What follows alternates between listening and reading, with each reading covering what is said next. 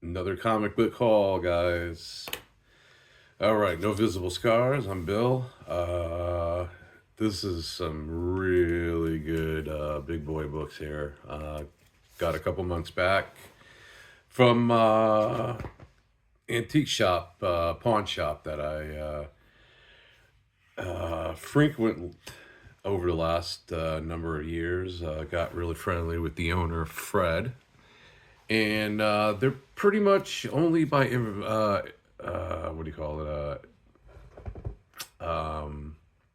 Appointment now. So Fred hits me up when he's got some really, really good high end comics. And I tell you, the prices cannot be beat. I always set out just grabbing, the couple he'll email me about, or I should say, text me about. And yeah, I'm like, yeah, put those aside, and I walk in and end up. He always has a few more that I want. And that's the thing, guys. I guess I never really explained my origin story of comics and comic collecting. I'll do that separately. It just dawned on me when preparing for this one. I kind of just jumped into showing comic books. But yeah, these are all high end silver and big bronze keys. That's what I'm after now. I used to have collections, when I was a kid, and we'll get into all that. I'll do a separate video. I had a storage unit because I had a lot, I had so much comic books at one point. Uh, Before I actually moved into the house I'm into. They stayed there for a while, and but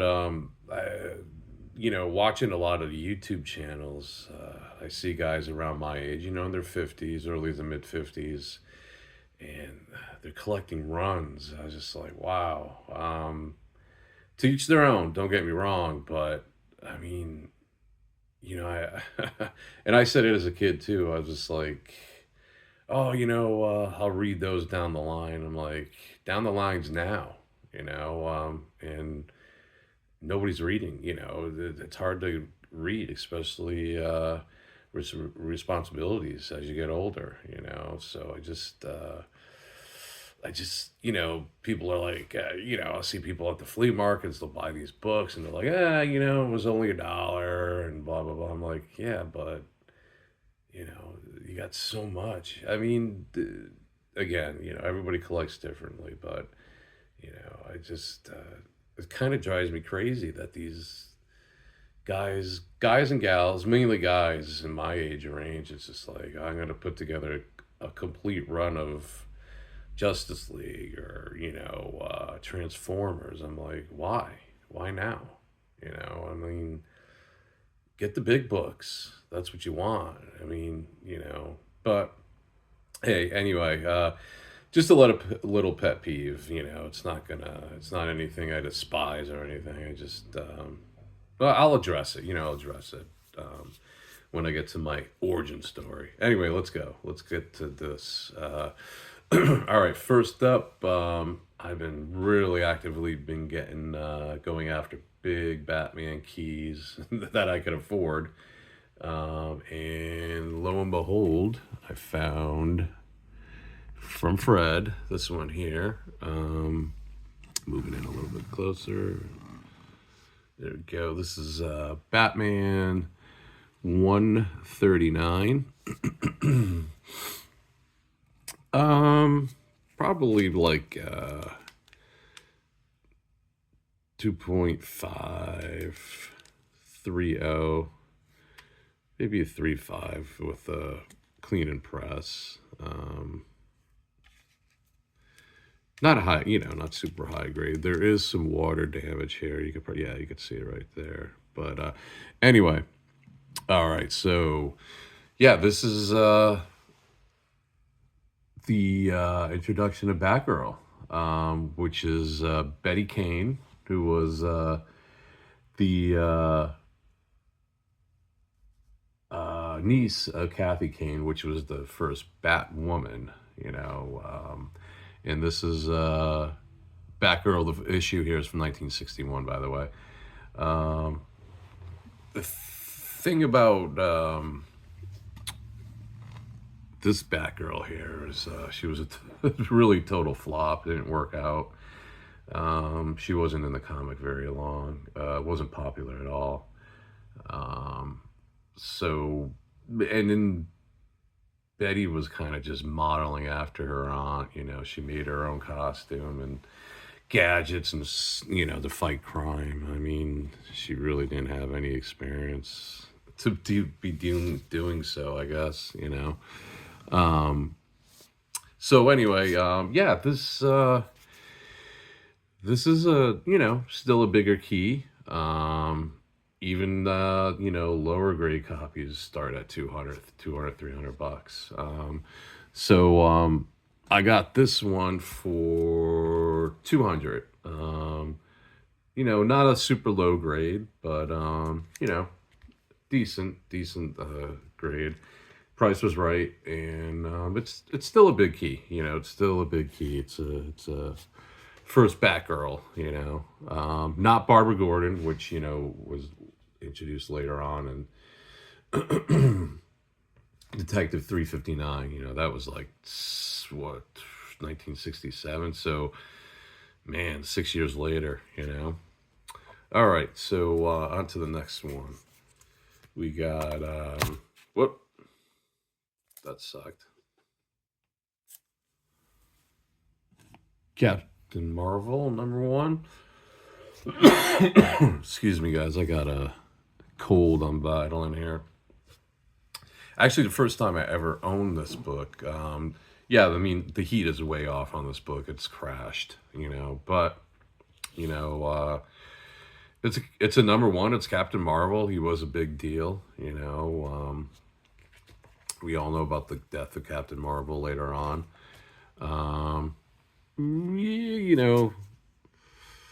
It's got some issues.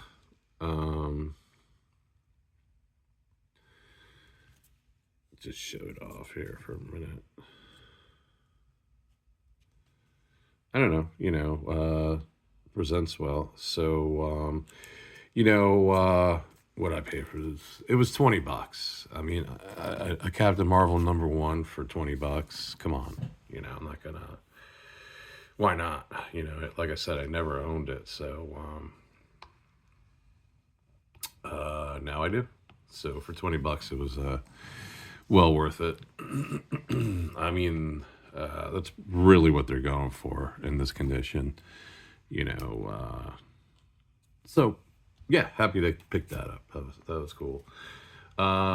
Next one is Tales of Suspense #69. All right, that's the first Titanium Man. This dude right here. Again, not high grade. I don't worry about that stuff. These books are all, these are all books I will use down the road to get bigger books. So, you buy the low, and the Silver Age books you can't go wrong with. If you're spending 15, 10 to 20, 10 to 15, $20, how can you go wrong? Anyway, yeah, never owned this one either, so that was cool. And this, we got another $20 book, and that was one of the books I wasn't expecting to pick up, but Fred was like, yeah, check these out. I was like, all right, cool.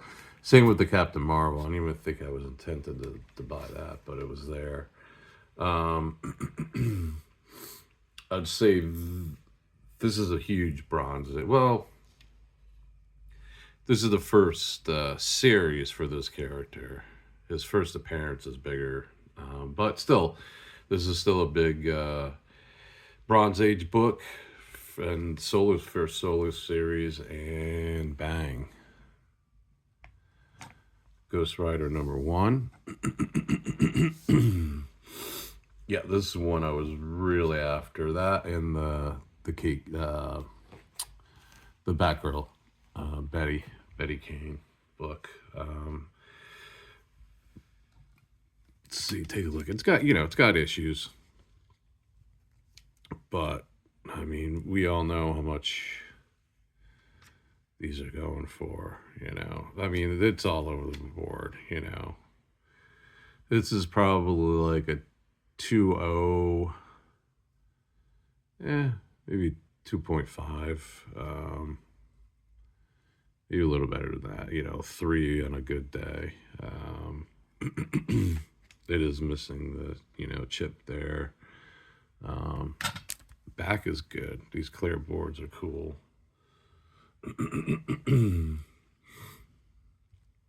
So yeah, nice on the back here.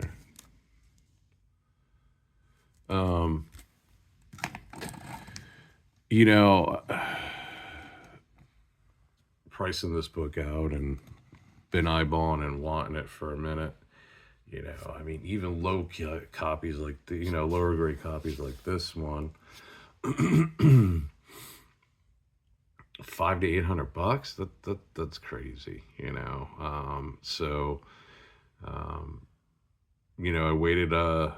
waited, and as luck would have it, and as comic book or any kind of collectible shopping, just shop around. Don't be too hasty. So I got this one for $158. Yep. I was, man, to get it under $200 is insane. Absolutely insane. So, yeah, thanks, Fred. That was killer deal. Like I said, we had a hard time coming up with actual price. Certainly wasn't $500. $200. Yeah, I would have even spent the 200, but you said 150 or 158, whatever the hell it was. I was like, hell yeah, man, let's do it. And then, last but not least, another Ghost Rider book, and not the first Marvel Spotlight, his first very first appearance in comic books, but Marvel Spotlight number 6.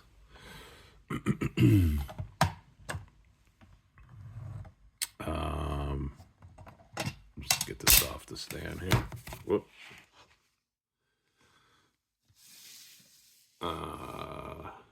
Let's see what we got here. Okay. So, yeah, 3/5, second appearance. Was laying on the table. He's like, hey, take a look at it. Pretty cool. It's definitely 3/5. What the hell? So I think they're going like $90 maybe. If you look it up, FMV, the full market value, last sold or whatever. So I think he had $50, $60. I was like, yeah, throw it in, man. So I also got this one too, which was cool. So there you go. Always happy to deal with Fred, and always has really highly collectible Silver Age books that come in a lot. People selling collections to him. So, nothing's super high grade, but who cares? Not worried about that. You get what you could afford, and you buy it when you can, so yeah, all in all, very happy. And that's about it, guys. Thanks for watching. And next comic haul is from Comic Show, and I met and had signed a particular Transformer book by Bob Banansky, who wrote a lot of the Transformers comics. He did also, speaking of Ghost Riders, he drew, I believe, a lot of the original Ghost Rider issues. But Sleepwalker, you guys that are a little bit younger might remember Sleepwalker, the character for Marvel. Yeah, Bob did that. He wrote that. So got that up next, and we'll show off my haul and a little bit small, show you the book that Bob had signed for me. It's a classic Transformer cover book, early in the run. All right, there's a hint. Okay, see you later.